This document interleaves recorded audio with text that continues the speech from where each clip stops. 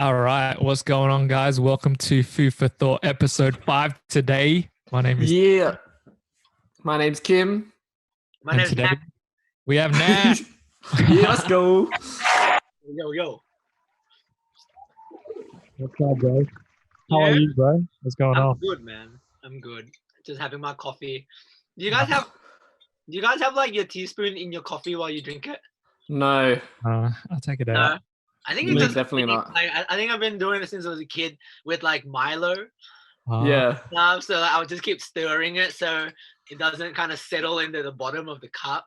yeah. I always make it at the bench and stir vigorously until Yeah. it's all dissolved, and then it's gone, and then Yeah, I don't know why I'm discussing this right now. Wait for it to dissolve, so I'm just like, Yeah. Yeah. Yeah, and you gotta smash it quickly as well, otherwise it like kind of comes back and you're like, oh no. yeah, bro, bad. That's interesting. But yeah, how's your self-isolation going, bro? Yeah, good, man.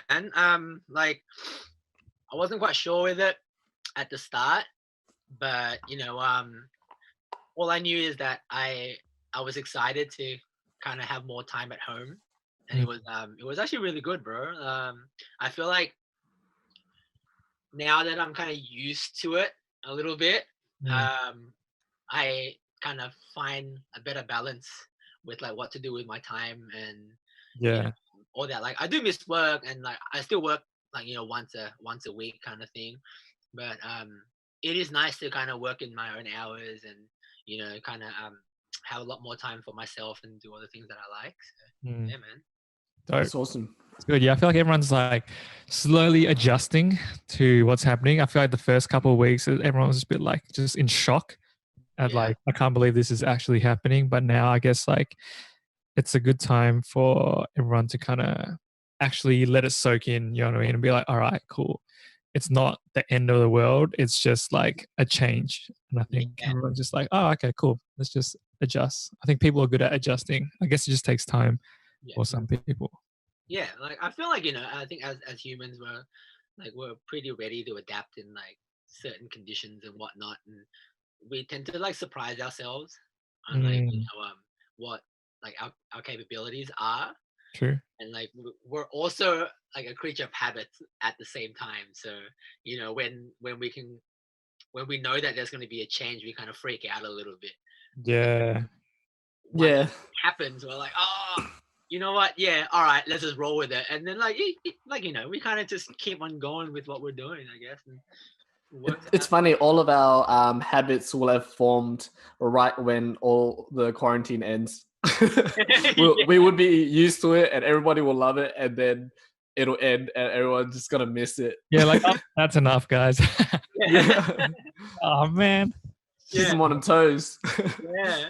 Like I was just talking to like some of my clients today as well, and just like, I think this is like a really good time for us to find that balance and like just discover what works and what doesn't. And I don't even know if it's necessary to go back to so-called what's normal anymore. You know what I mean? Like I feel like even us as individuals and even companies and corporates and whatnot, like they'll probably find new ways to work in a better condition of people can work from home more often, whoever wants to, which means that they don't have to create that big of a space for an office because we don't need to be there. I feel like it's never going to be the same from now, like because some people will see the value in discovering how to learn online and like transforming their businesses online. They might prefer to do it online, and like I just feel like this has never happened before, so like we're never going to be the same anyway, but in a positive way as well. Sure, Definitely. I feel like it's a big audit, like just a big audit on life where it's like, is this necessary? And it kind of makes you like just check yourself and like, all right, what am I doing? Like, what do I actually enjoy doing now? Like now that everything is like pause, you don't really have that pause time. Like you can do that for yourself. Maybe you go on holiday or whatever it is. But this is the first time where like you legit have to stop and just kind of like think about what is going on, and the whole world is doing the same thing. So you don't feel as bad as well, where you're not like missing out on what's happening. It's just like, yo, stop. What's happening? Like what's going on? Yeah, for sure, man. Like we tend to find out what we like and what we don't like, and what what we really need and what we don't need. Exactly. It just kind of strips down everything, and you can see it, like you can see it so much clearer now as well. Yeah, and Mhm. hopefully everyone can like discover that, and I think make a better decision to kind of move forward in like what they want to do that suits their personal needs more than Yeah, I feel like one discovery that everybody has figured out is the importance of human connection. yeah. Everybody's like, oh, it's so good to like talk to people and like, interact and connect. I'm like, it's always been good. Yeah. It's like it's not new, but it's a big wake up call for everybody to, like put themselves out there to really connect, on a deeper level. Yeah, Definitely. for Mm. sure. So I'm gonna take it back one sec to um, see, I guess, how we got to where we are today, and ask you about your origin story, Knack, Oh, in terms of dance. So, um, I guess let's take it back to how you first even got introduced to dance. Um, yeah, right. like, how did it all start for you? Like, where does this come from to get to where you are today and your understanding of, I guess, the world? Hmm. Um, but from a dance perspective, yeah, how did it all kind of begin for you? Um, it depends on how far back you want to go. Like I think ever since I was a kid, I've always loved music. This was like taken back to maybe when I was like 4 or 5 years old. Like as soon as I can like remember, music has always been a part of like me and my family. Not necessarily playing music. It's just like having music on around the house, and watching music videos, and like apart from buying toys, like my next kind of best thing to buy would be like cassette tapes. Mm. And like these weren't even like English music. This was like me back in Thailand, like listening to Oh, true. Thai pop music. And I think uh, growing up in like the early 90s, that was when pop, and like there were like Thai hip hop bands and stuff like that. And yeah, I wasn't really kind of like I didn't really think anything of it until later on, when in my teenage years more. But yeah, like music has always been kind of like a part of me, and I always really enjoy listening to music. And I learned how to like kind of follow the rhythm from just listening to a lot of music, I guess. Mm. um yeah, I did like a couple of like school dances and stuff like that back in like primary school. And like yeah, the one that I can remember the most would be like my grade 6 graduation. That was um Oh, we had to choreograph to like an NSYNC medley, and like the teachers just kind of forced a bunch of boys together. And yeah, like we called ourselves Burn City Area Squad. And no, I'm kidding. I remember Like, that. back in those days. Yeah, like we basically just had to put a show together, and I have no idea how the heck to dance then, but we made it through, and it was yeah. And I didn't really follow through with it. I just thought it was fun. Mm. Uh, I kind of got introduced to it properly, or like kind of took an interest when You Got Served came out. And this was Hey, I think, back in same. 2003. Yeah. Yeah, I think 2002, 2003. Yeah, and like I just like watching it. I didn't really try any of it, or like I started watching movies like Honey, and then Save the Last Dance was out like roughly the same time as well. And I think that was like just the whole hip hop era, R&B kind of thing. And then yeah, I didn't really do much until I'd say 2006. That was when I was in year 11. Uh, yeah, year 11 was probably I was 16.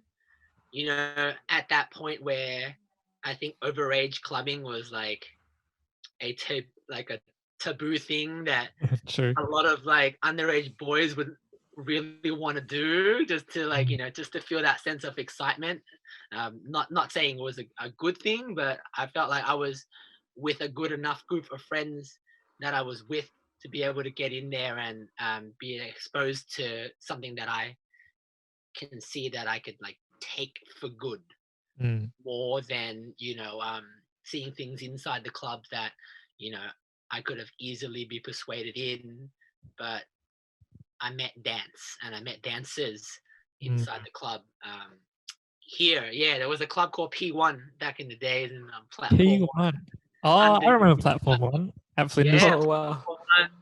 underneath Flinders Street train station. Yeah. Man, that place was crazy. Like that was when I met crumpers for the first time, and like the guy that got me in, he was like, "Yo, this guy's a crumper." I'm like, "What's that?" And I was like, "Just watch this," and I was just like, "What's that?" I don't know what it is. Like, I wasn't exposed to that, and it was it was crazy. Amazing. Yeah, like he's still a good friend of mine as well. His name is Fu.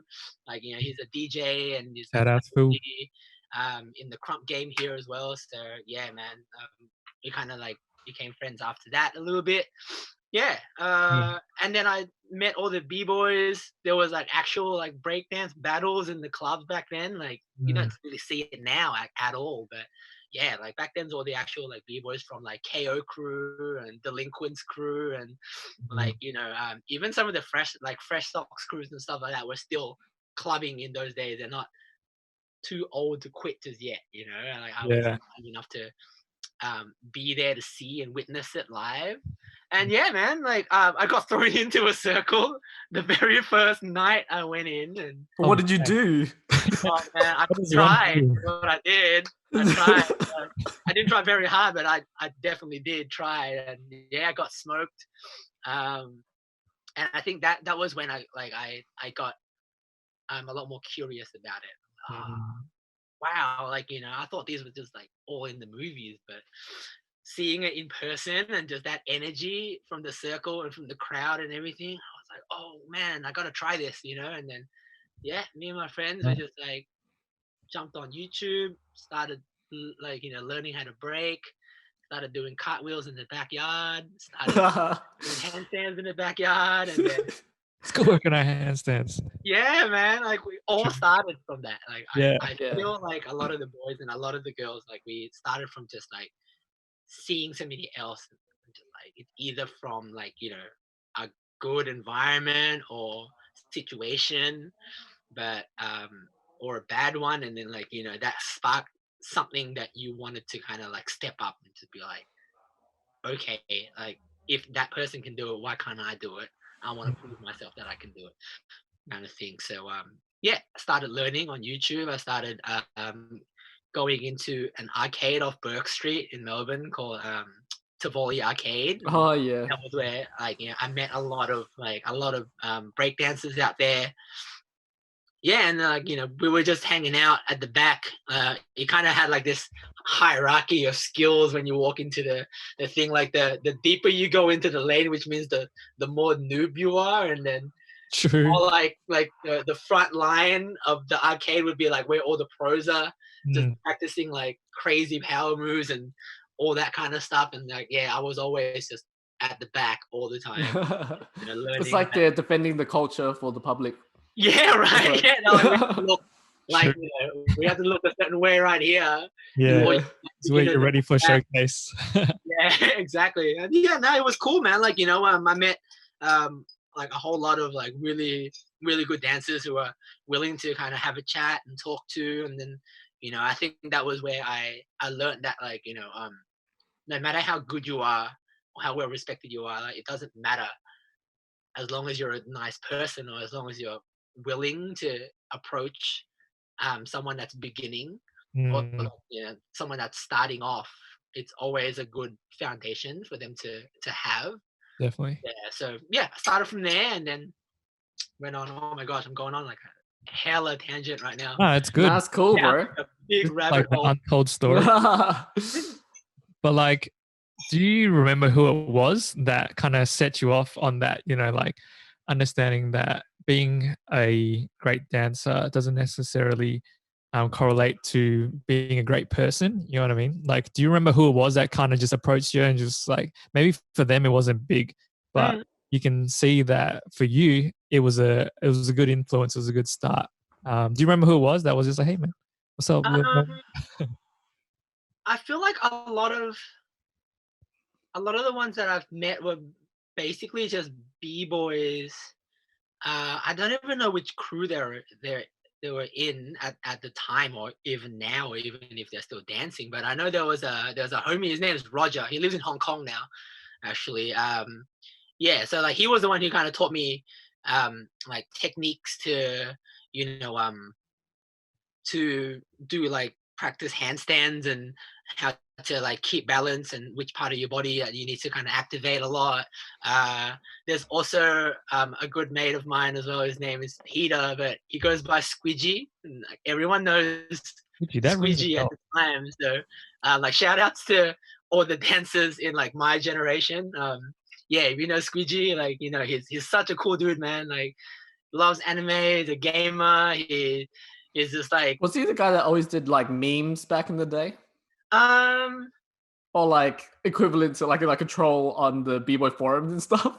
oh man, see, like the thing is, I'm not even on like any b-boy forums. I was just Right. there all the time. Yeah, I so wouldn't be the generation underneath the one that was under you, so yeah, probably. Yeah. yeah. So like, you know, it must have changed like throughout. Yeah, so Squidgy was there. There's another guy, his name's Hiro, from Japan. I think he was rocking with like Delinquents, and then he was good friends with KO as well, but I'm not too sure if it was there. But all the KO guys were there as well, like Alan Tofu. Like, you know, Tofu was always there, and I remembered like he would always just say hi, and like Reflex was always there Shout too. out Tofu. His holopacks. Yeah. Easy stuff, man. And yeah, like dude. Oh, there's When Jerry. There's another Falcon. yeah, Falcon. He's Yeah. like I always feel like he's like a badass. Like he's like the badass of KO. Yeah. Yeah. And like he's actually a really cool dude too. Like, you know, just like he loves that culture, bro. That b-boy culture. Like, you know, it's always about like he lives that shit, like, for sure. Yeah. So, yeah, it's I think there was Ninja was there as well. Alex, I think his name was, from Delinquents. And then I think after all, like the Delinquents guys, like those guys were the one that somewhat like welcomed us into Tivoli Arcade as the community, and like never really kind of like looked down on us for being there and not being good, or not even like practicing breaking as a style, but just practicing our dance. That would just kind of like let us do our thing. Because like I think me learning, I was learning how to break, and I was also like learning how to do like popping, and I was taking locking classes. And this was even before I started doing like choreography and stuff like that. Like I would just like kind of drill there, and it would just be like me, like Chapman, my friend Chapman from Mute as well. Like we go way back since primary school, and then like a couple of high school friends that like, you know, sadly they stopped dancing now, but you know, back then it was just like a couple of us that would just like rock up to Volley Arcade like 3-4 nights a week, school nights as well, and we'd catch like the last train home, you know, like. But yeah, it was really good fun, man. Like it was one of those careless times, you know, like carefree, not so much careless, but yeah, carefree. We don't have like a lot of I guess life responsibilities, so we can like pour a lot of energy into dance. And yeah, I felt like that was a good time for me to like that I started, I feel. Yeah. That's crazy. What's your most memorable experience with dance? Like, you've been dancing for a long time. Like, has there been a moment where, like, say you got challenged or you challenged somebody and it just sticks in your mind? Oh man, so many, bro. Like there's just like times where like, you know, I held a handstand more than 3 seconds, like that still kind of like felt like, oh my gosh, or like, you know, when I first got my first like L kick, I'm still like, here. yeah, exactly. I didn't fall on my face again, like, you know, yeah, just that. Or like, I remember when I first started dancing, there was a high school friend of mine. He like already had a little bit of technique and like waving and popping, so called back then, and he was like teaching me how to do all this kind of stuff. And a couple of weeks later, he just saw me training. He was like, "Oh man, this guy's good now. All right, cool, bro. Like you're good now." And I think that kind of sparked it. I'm just like, That's dope. yeah, I'm good now. How do you I'm get the best now. like, I'm the best. yeah, like just that validation from someone Yeah. that Yeah. taught me, and even like if he wasn't that great of a dancer, but just like he had more experience than I had Yeah. back then. And yeah, like that was like really memorable for me to kind of like keeps me going. Mm. And then yeah, man, even just like I guess comp days were fun as well, Yeah. like learning all of that. But I feel like compared to sometimes it's just the small memories that like mean the most. yeah, dude, for sure. Yeah. Like for sure. Like, I think, you know, yeah, I think just like stepping up on stages where I used to kind of sit in the audience Yeah. watching that and then like, thinking that, oh Which man, I be want to get on up the there one side. day. And then finally kind of made it up there and be like, holy crap, like this is what it feels like to be on this side. Yeah. I remembered the competition called Australian Hip Hop Championship, like AHC. We had to change the names afterwards, but yeah, like back then the finals was at Crown, like Palms Theatre at Crown. Like that's probably one of the most like prestigious venues that we've had in our like urban community, like in Melbourne, like almost Definitely. like and also Festival Hall with Step Off as well. Like those two were like some of the venues where I'm just like, yeah, dude, that's so cool to like. Not everyone get the chance to see what backstage is like in that venue, True. like yeah. And I think that was like so memorable. I remembered Festival Hall. It kind of felt like it was such a spiritual venue for me that we did really well in the competition there. And like there was a point where I just kind of like went down and I just touched the floor of Festival Hall just to kind of like feel the energy from that, because just Mm. looking back I'm like, man, so many great artists has been on this stage, and like just for us to have the opportunity to be here as well and just like leave our energy behind in this venue, it was just like it was really nice to kind of like look at it from that sense, man. Mm. Wow, you gave me goosebumps, bro. I feel ya. Like I think there's no quite feeling like performing on stage. You know what I mean? Like it's hard to explain what it's like to go out there and like train for like, you know, countless hours and to have it all kind of come up to like this moment and it's like this build up and you're like just like off the side of the stage, you're ready to jump on, and then as soon as you're on, it's like boom, like it's just gone. You know what I mean? Like it's so Yeah. quick, but it also feels like the longest time ever at the same time. Like Yeah. yeah, Yeah. Like, do you feel that like there'll be that moment in your dance life that it would start off feeling like performances go really, really quickly because like adrenaline kind of takes over. But yeah, after you do it like for like a certain amount of years or a certain amount of time, there'll be a point where you're just on stage and you have time to breathe and your mind just like takes over and just be like, dude, just savor this. Like, just yeah, Yeah. I've really only realized that recently. Like I've only come across that ability to slow down more recently, and just being on stage, it's just like this isn't as fast as you think it is. right? You can really slow down and just absorb. And I could really see the people in the audience Yeah, and just see how much power you have to like evoke emotion. yeah, It's incredible. for mm, sure, man. And like that stays with you, man. Like, you come back home or like a month, a year from now, you can just like sit back and reflect and be like, I still remember that feeling of just like right that moment where something switches and be like, oh dang, like I can actually feel myself and not my adrenaline taking over, or not the music, or not the muscle memory and stuff like that. It was just like me being present right at that moment, and then like Mhm. finally understanding your why on why you're out here with the people on the stage with you, doing it for the people out there, kind of thing. Like it's just like, Yeah. yeah, It's like it's a moment nice. of clarity while you're like just there. Exactly, man. I think like that's such an amazing thing. And I'm just like super grateful that I got to experience that, and I'm still experiencing it, you know, through this craft Mm. that I have. Yeah.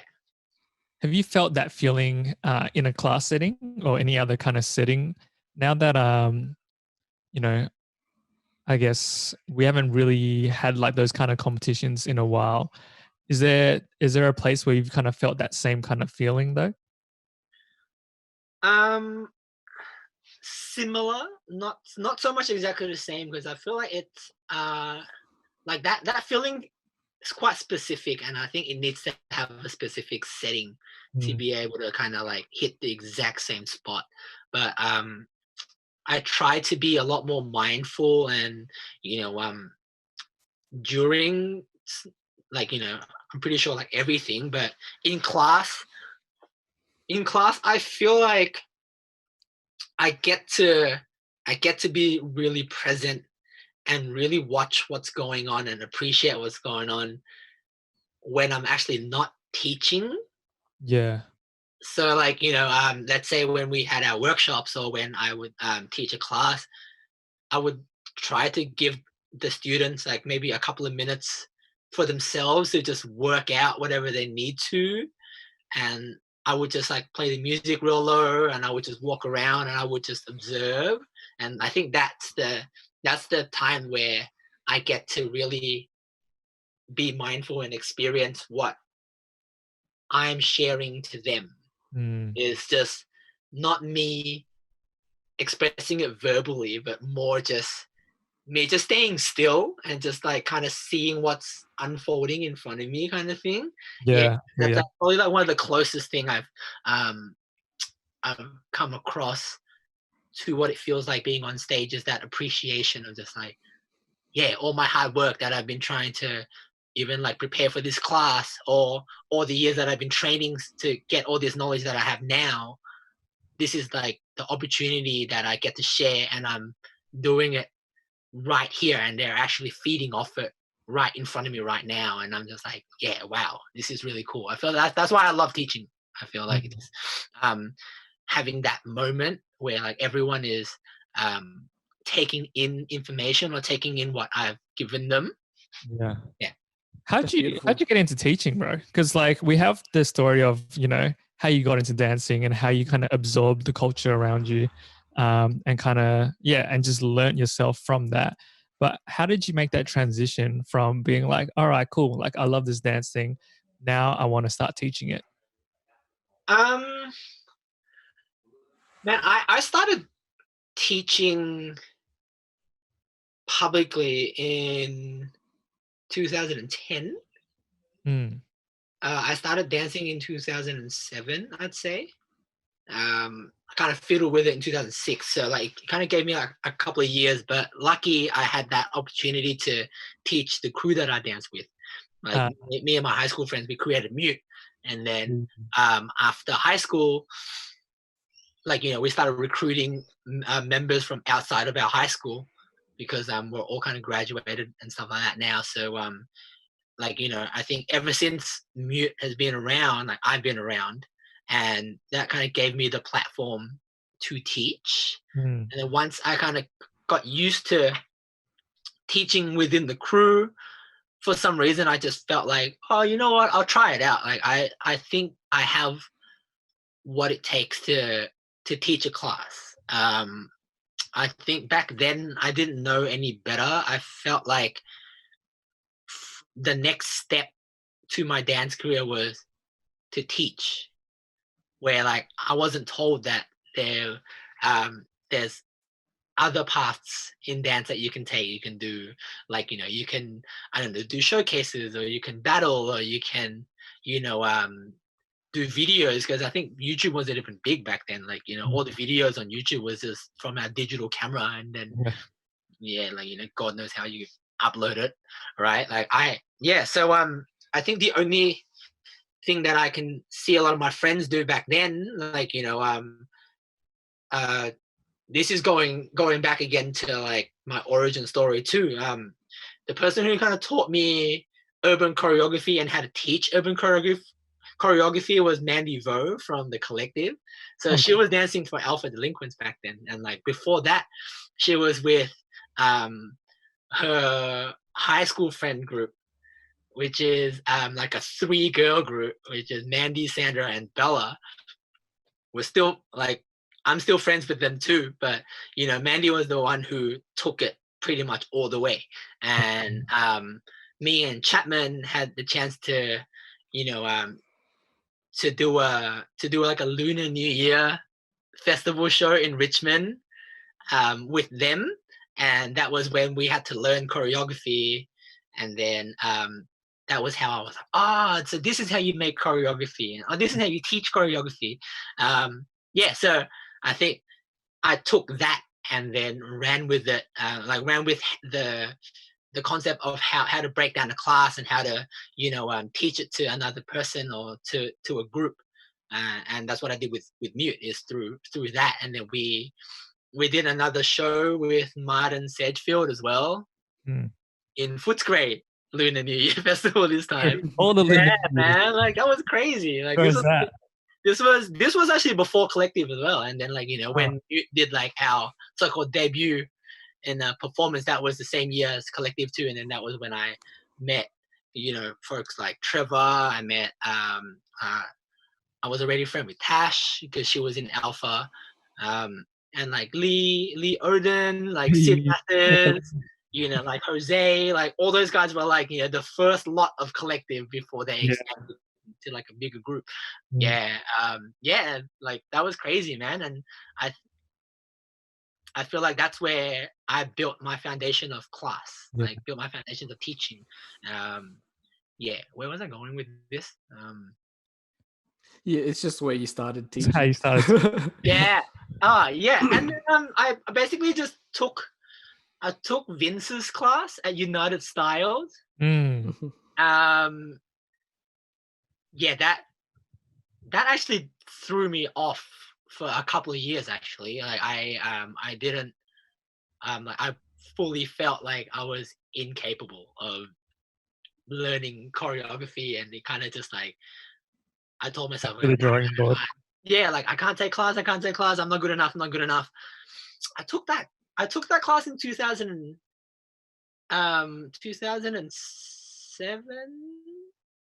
2008, I think. I took that class in 2008.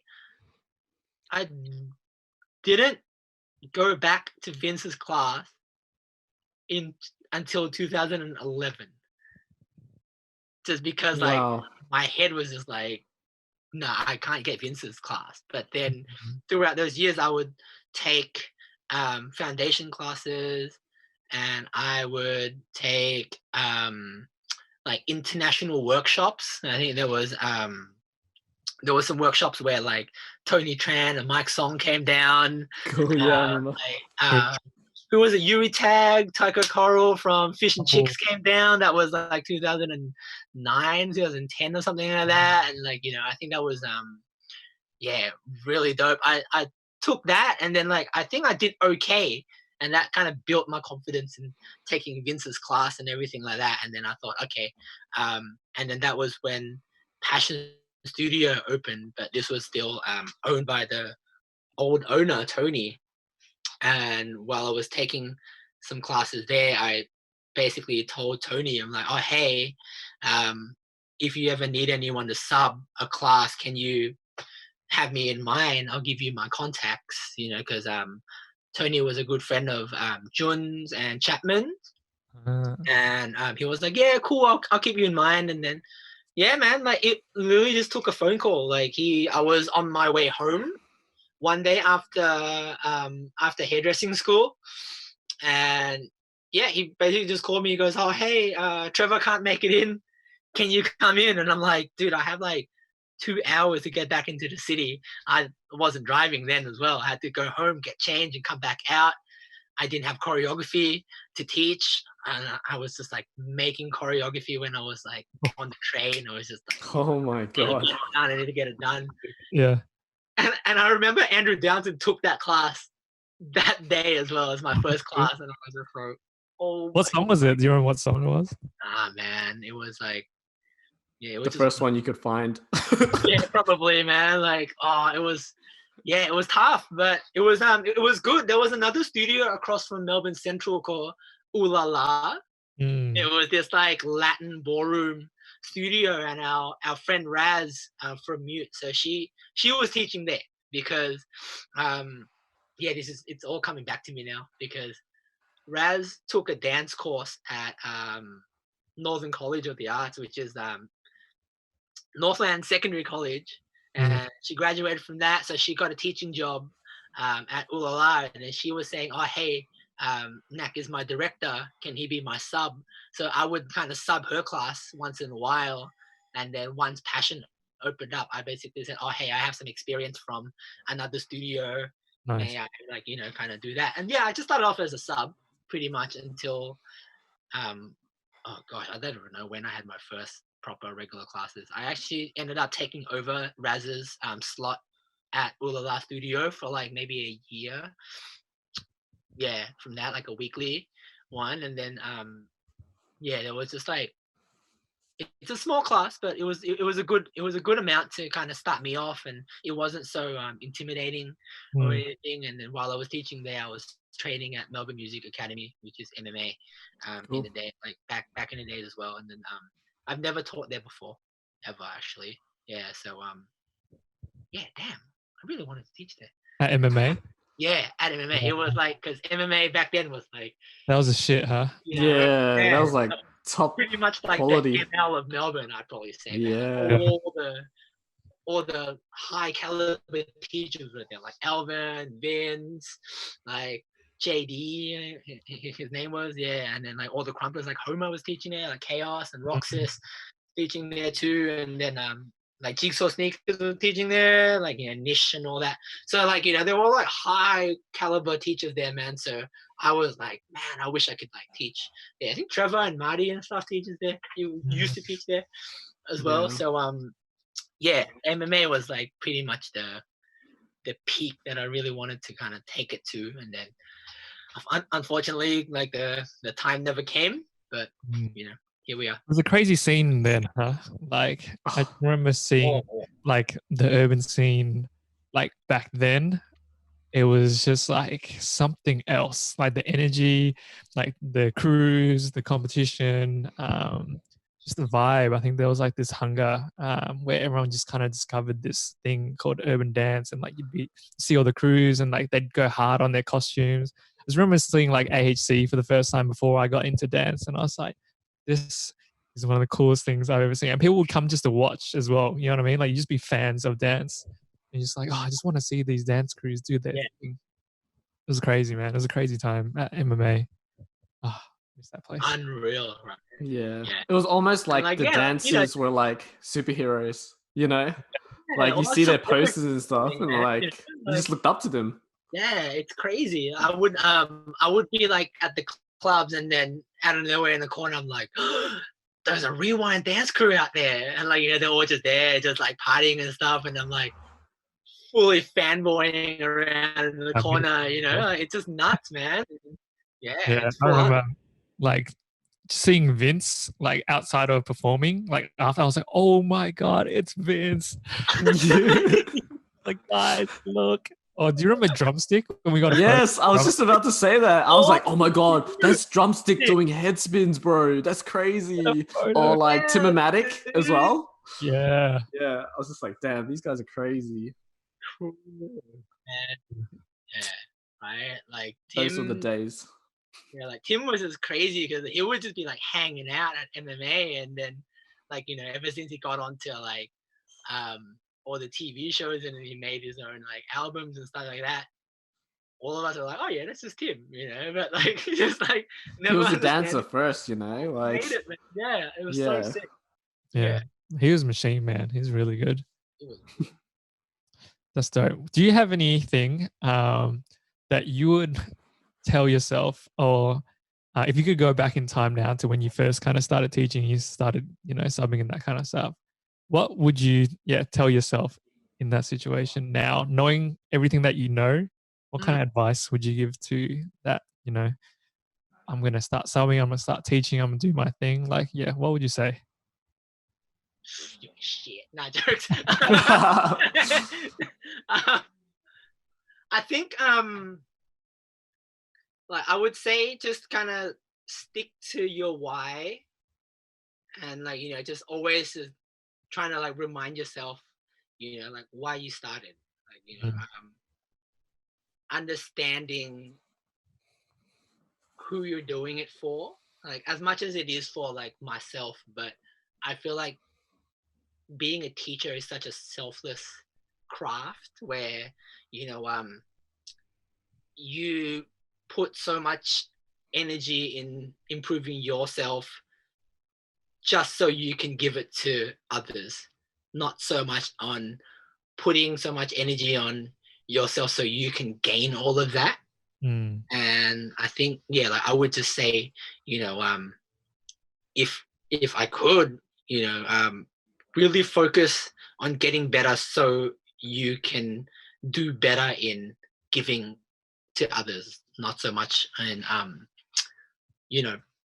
just for myself kind of thing, if it makes any sense. Definitely. I get you. So thinking about how you can serve others better versus how can I just improve my dancing and what it's like, how do I think about other people improving? Like, how do I improve that? You know what I mean? Yeah, 100%. Like, being a great dancer is one thing, being a great teacher is another. It's a completely different ball game. And it took me a while to kind of like understand that, but I'm glad that I understood that concept when I did. And like of course, like I wish I would have known it before, but like I think I rolled with it as much as I could. And I think as soon as I found that out, that in order for you to be a great teacher, you need to refine your teaching skills. I got on it straight away pretty much. I'm like, okay, cool, like how do I start becoming a better teacher now, more than just like, oh yeah, like I think I'm okay at it, I'm gonna roll with it. Like I just have to kind of keep on elevating, and I'm still doing it today. Like I'm still kind of always on this journey of being the best teacher that I can, also being the best dancer that I can be as well. But those two, I learned how to separate them. Nice. Do you have a favorite teacher? Oof. Pat Cruz. Ooh, nice. Oh, why? Sure. Why Pat Cruz? I think it's just like the way he understands how to connect with the students, how attentive the guy is in his world and in his craft. It's just like he knows exactly what to do during class, but the crazy thing is like he knows what he wanted to do before class also. It's like I had the privilege to sit down and chill out with him and stuff like that, and like just how he prepares a class is just out of this world, man. Like whoa, like it just blows my mind in like how much thought and how much energy he puts in before he steps into that room. And it really shows during class when like he teaches it. So I feel like I enjoy Pat's class a lot. Not only the dancing aspect, but how he held the class, how he teaches the class, how he shares his information and everything like that. So, nice. Nah, I have to agree, man. Like I just remember doing a workshop and seeing him like sit there in the corner with his like headphones in for like the first like 3 classes before him. He was just sitting there, like you can tell he was just running the music and he was like doing his thing. Like I don't know what was going on here, but he was preparing. This guy's like ready. And like every question you have, like I can guarantee you he'll have the answer to. Like it's just like one of those guys that like he over prepares a lot. Yeah. Yeah, I think that's what I took from that experience. It's like, oh, like I think I can prepare a little bit more. I can prepare a little bit more to the best of my ability. Yeah. Yeah. So that's interesting. And That's cool because you know what? Like, I think Buddha Stretch is also a great teacher. oh yeah. And I was like, talking to him because I was filming his class, and I was like, "Hey, bro, like, what's your game plan for the class? Like, what are you going to teach in class today?" I was just curious to see where his mindset was at before his class. He's like to me, like, "It's gonna go with the flow." Oh wow. I wish you can do that, bro. Yeah, he's like, "Man, I'm just gonna read the room, see where everyone's at, do some drills, and then just see what they need," kind of thing. And I was like, interesting. Dude, that reminds me of Brian Green's workshop when we took his workshop and he's like, all right, you guys usually have choreography prepared. I'm going to make it right on the spot right here. And then I was like, is this guy making choreo? Right? He's freestyling and making choreo? And it's like, whoa, it was crazy. Yeah. Yeah, I've never seen someone teach a class like that. Yeah, it's nuts, man. Like I think like, people like Buddha and Brian Green and stuff, like they have that much knowledge, within themselves, within the culture that they're in, within the style that they're in, that they're able to find a way to fine tune their teaching method to fit that. Yeah, like obviously there'll be like things that they can definitely teach you using those teaching methods that let's say a generic or typical urban choreography class could never be able to teach, right? Because sure. like they have that knowledge or they have that history, where I feel like if we try to do that in our style, in like the urban choreography style, it might not transfer as effectively. Definitely. Yeah, it's a bit different. I feel like it's almost like a different ball game, if anything. It is, yeah. 100%, man. Yeah. It was just interesting to see like that side of things and like that process and how different it is. But it's still dance, you know what I mean? But it's just like, it's cool. I'm gonna switch it over to like Melbourne. Now. In terms of like Melbourne dance teachers, do you have a favorite teacher or a favorite class that you go to that you learn from? Dude, I feel like Lani's class is always a vibe.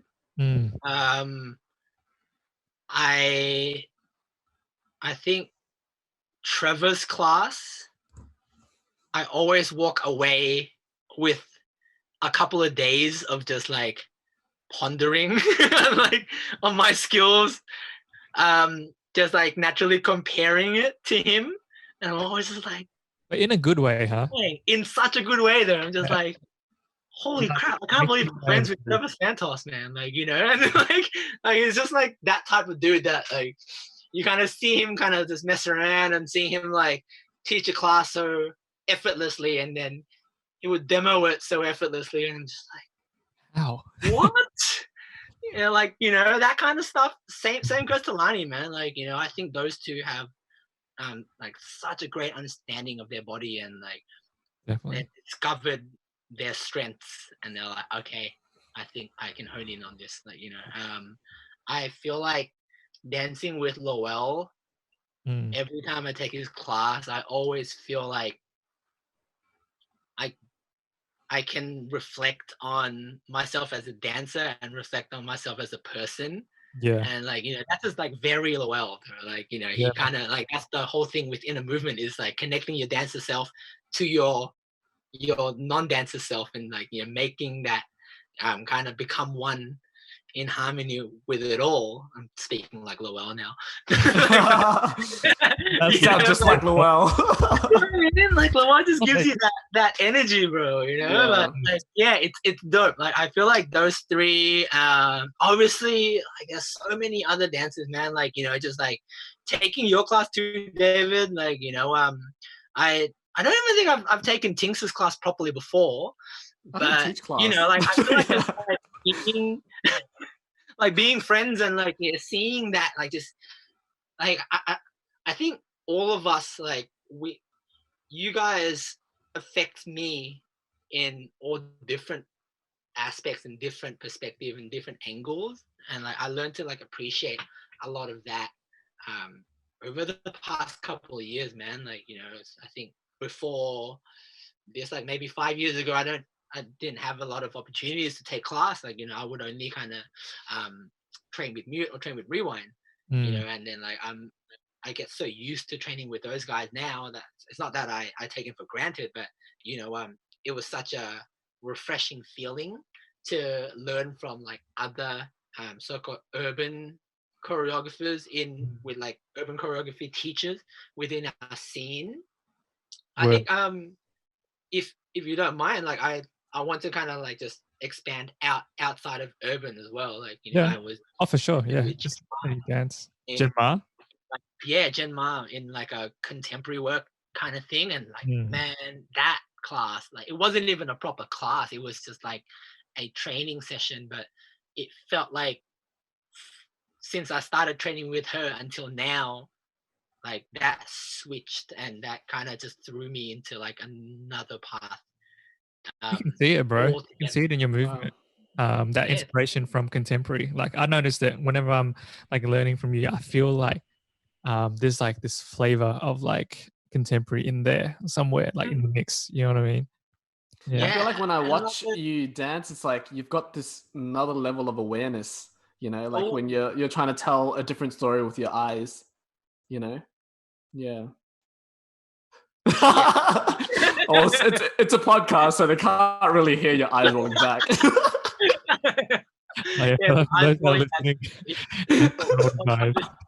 Out there. I was pulling a funny but, yeah, man, like I think that really it's really interesting for Kim to like to say that like I have a like more awareness in my body, because that definitely was like I unlocked that through working with Jen. And like the crazy thing was like she didn't even teach me a lot of like what I believe would be contemporary foundation. It was just her feeding me information verbally that she wanted me to move in my own way, and I just happened to move the way that she kind of guided me through. Right. And that kind of just became like a new thing where I'm just like, oh cool, I can move like this, like I can also move like this. And then that kind of stuck with me, and then I just flipped it into the urban style, even in the crump. Like I think that was that kind of expanded like my whole dance world. So those are like definitely the teachers that I in Melbourne that has really kind of shaped me now. Yeah, I feel like that's so crazy because you're saying that you learned this more mentally than physically. Like it's not so much that you went in, took a class and did a whole bunch of drills on foundation of contemporary, but it was just something that she said. And sometimes like learning is so much more effective when someone is actually like explaining something to you or giving you knowledge or just giving you something where it could just be like 5 seconds that you just learnt a piece of knowledge that could change your dance style and just unlock something in your head in terms of movement or in terms of the way that you think, and improves your dancing so much more than just the class where you're just doing dance moves and a combo or something. You know what I mean? For sure, man. And I think that's the next step into becoming a different teacher, or like a so-called better teacher, is understanding that that knowledge is not only about drills, it's more the mental side of it too, like knowledge is knowledge. I think I remember listening to Yaya talk about it on the Kinj's podcast. She was saying that there's 25% of her training is drilling it, 25% is visualizing it, 25% is her talking about it with other people, and then the last 25% was her networking with other dancers. And that's her training, essentially. Wow. So she considers like talking about it a part of her training. Yeah. Yeah. Yeah, I can see that. Which I feel like it happens in like Crump after we do like a crazy session. You spend just the same amount of time just talking about one chest pop, and and it's just That's great, man. Yeah, exactly. Because like at the end of the day, yeah, I feel like a lot of the times like we still connect through words. We still connect through just talking and like understanding. Dancing is just another way, or like movement is just another way of communicating. You know, yeah, we were just ever since we were a kid, we learned how to talk and communicate through words. So, that's cool. I think I'm gonna pick it up real quick.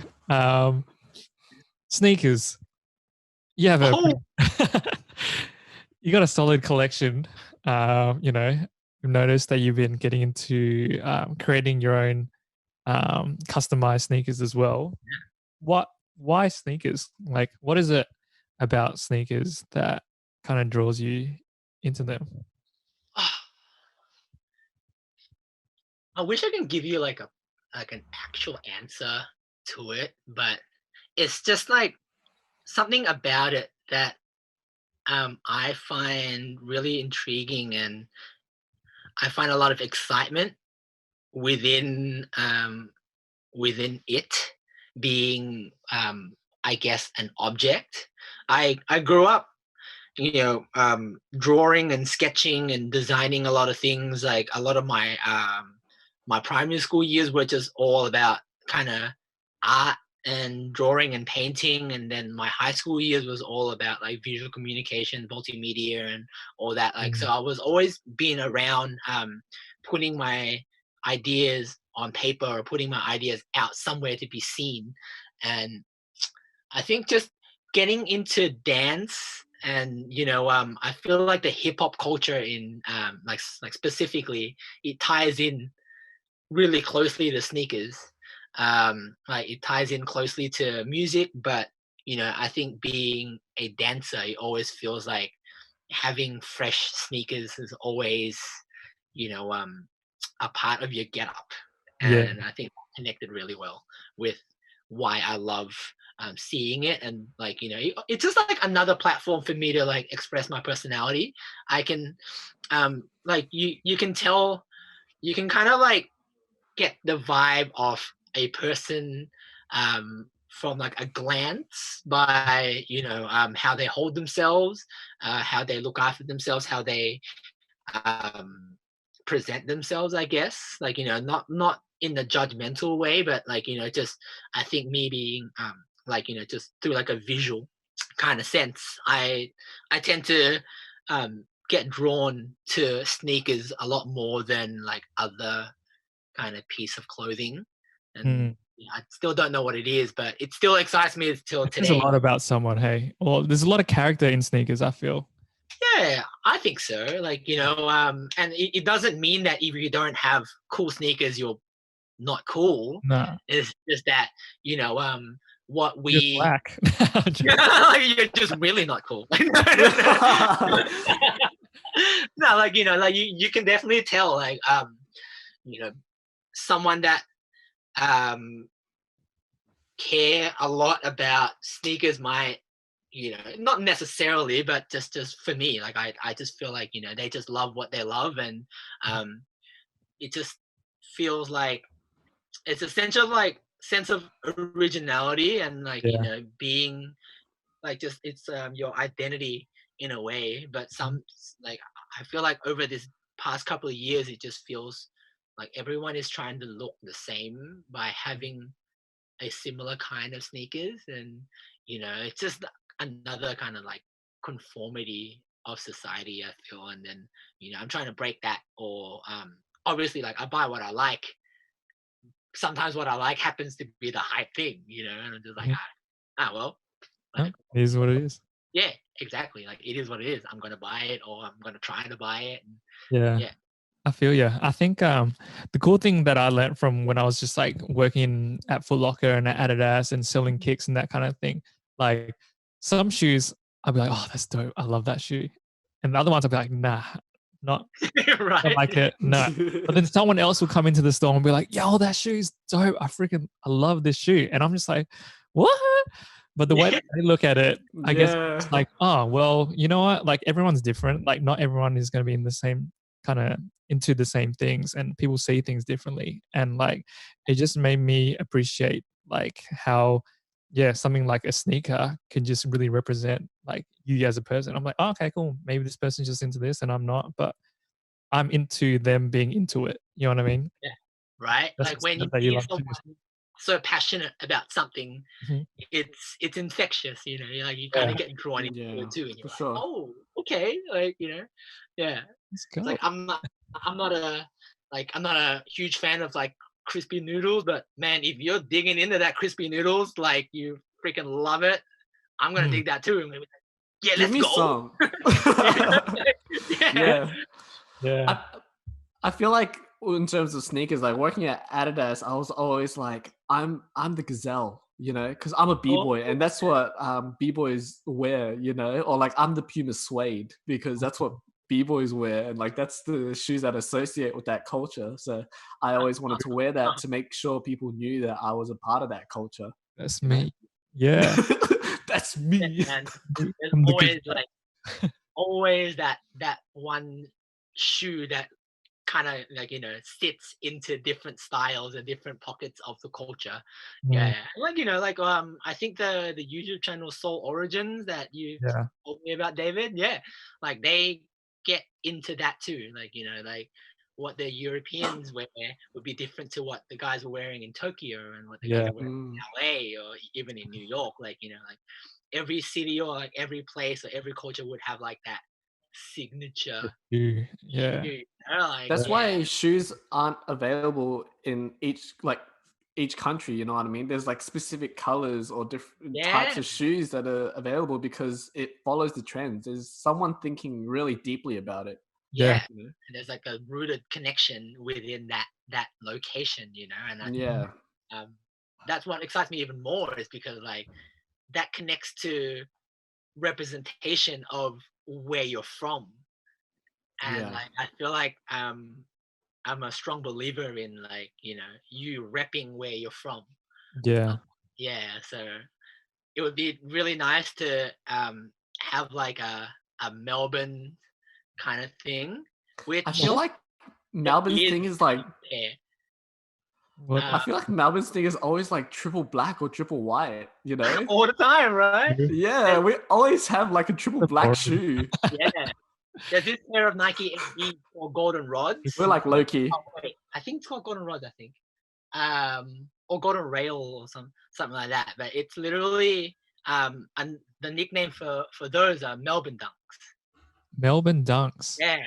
Really? And, yeah, I'm pretty sure I designed like one of the guys from Melbourne collab with Nike to come up with this colorway, and it's like royal blue, beige, gold, and brown.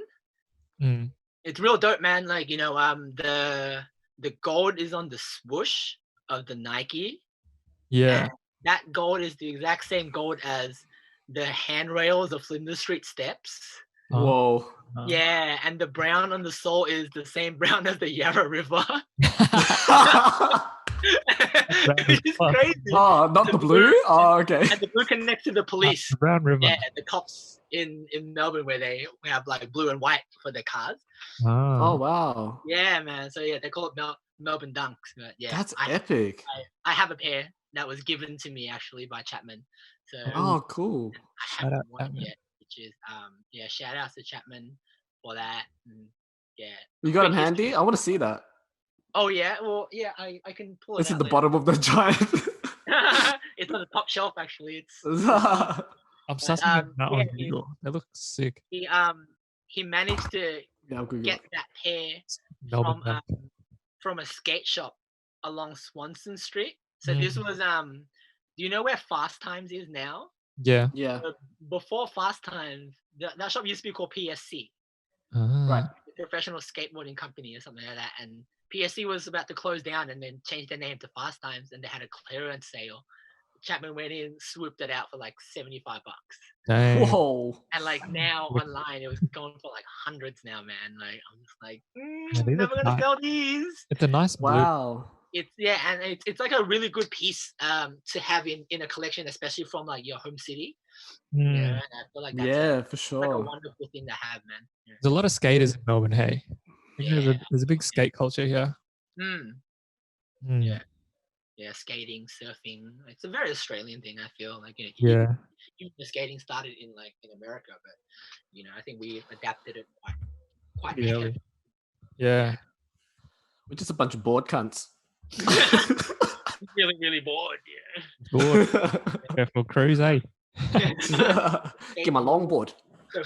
Bored because we're bored. If you were a shoe, what shoe would you be? We gotta wrap this up soon, by the way. I think we're going for an hour. Right. If I was a shoe, which shoe would I be? Crocs. What? Crocs. Crocs. I'd be Crocs. Why? Why would you be Crocs? Because I'm well ventilated and easy to put on. And different. Nice. I can really tell you easily put on. Well, how about just right now, if you were a shoe, to represent how you've just where you're at, like right now, like it could be something that you're rocking consistently now, or I feel like because I'm thinking deeper into this as I'm trying to connect who I am as a person, my personality, to a shoe that reflects that the most. Yeah. Right. With oh man, this is crazy. I would feel like It's a tough one. Yeah, I would be. I reckon I would be like, I don't know. The only pair that I can think of right now would be the Dunk Lows. Purely because I feel like it's been around and it's been serving its purpose for a long time.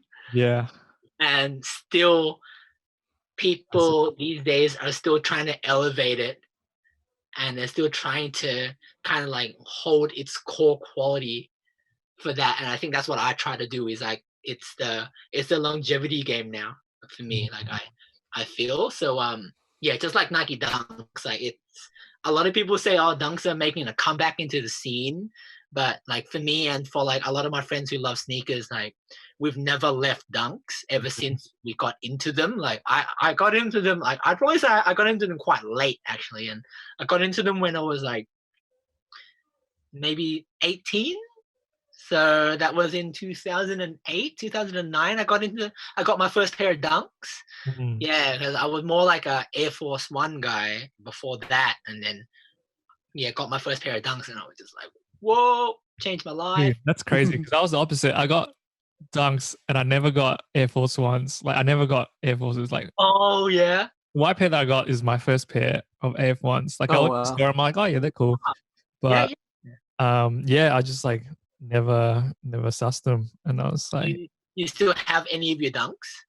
I had two pairs. I had a pair of these red and white ones that were highs. They were my first pair. I don't know if you remember them, but they were.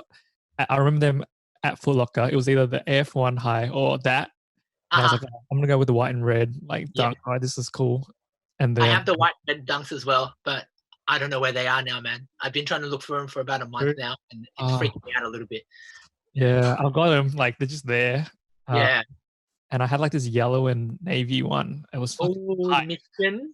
Yeah, but I lost them. Someone jacked them. Oh, dang, bro. I know. The two colorways are I think when you got them must have been the Be True to Your School return, because those are actually a college colorway from back in '85. Yeah, so the red and white would represent one of the high schools there, or one of the colleges there, and then the navy and yellow. I have the white and orange ones. Yeah, which is from another high school as well, and then I think there's another. Yeah, there's a few other colorways as well. I think there's a black and yellow one came out as well. That kind of I think Wu-Tang Clan did a collab with that, also in the same colorway. But yeah, there's also one without the Wu-Tang logo on it. But yeah, man, that was like right where when I started getting into dunks, and then I didn't get into dunk lows maybe until like maybe a year and a bit later. But yeah, I was always like, when I was a kid, I was always at the high tops. Yeah, man. But yeah, I feel like we can talk about sneakers all day, but so, cool. I'm gonna try to wrap this up because I know like you got class today as well soon. Yep. Okay. What do you think has been your biggest lesson in life? And it can be simple, it can be complex, but what do you think has been, biggest lesson for yourself so far? I feel like being accepting, not so much being accepted, but being accepting to a lot of things. Just like you don't necessarily have to understand or agree with what comes through to you, but just accepting it for what it is. I feel like that has taught me so much in life, as in, when a situation happens and I'm just like, oh, I don't understand it, but let's accept it for what it is, and let's kind of like get through it, and like react to what the situation is more than just like thinking out of emotions. Just I think the word accepting is has always played a huge part in like who I am. Yeah, dancer or non-dancer, just yeah. Dope. Yeah, cool. That's dope, bro. Yeah. I think that's very, it just can be applied to so many different things. And I think it's very relevant now, more than ever, to just be accepting of like everything and just kind of being able to be open to it and kind of go with the flow with that as well. So and like I think coming out and like coming out with empathy, like and just like accepting and understanding that what you don't understand doesn't necessarily mean it's wrong, or doesn't necessarily mean that it doesn't make any sense altogether. It could make perfect sense to someone else, and then like just once again accepting that and just be like, okay, cool, like just being kind and being understanding with what that is, has kind of like pushed me forward and kept me going, without any type of negative feelings, I guess. No, it's dope. You can really see how you've applied that, and the way that you go about dancing, the way you go about sneakers, the way you go about life. Like you always seem like you're very at peace with what's happening. Like it's always cool with you. Like you chilled, which is it's dope to see. Like and it's very inspiring as well. So man, thank you for hanging with us and chatting. Thanks for coming on, bro. There was a lot of gems there, bro. Anytime. Thank you for you guys also for just being this, like having this platform, and just like doing your part for the community. I feel like this past couple of years, like this generation especially, like you guys are really leading it, man. And I'm like super honored to actually witness it, see it, and actually had the opportunity to walk alongside you guys. Like, man, you guys are really doing something, man. So that means a lot, bro. Thank you, bro.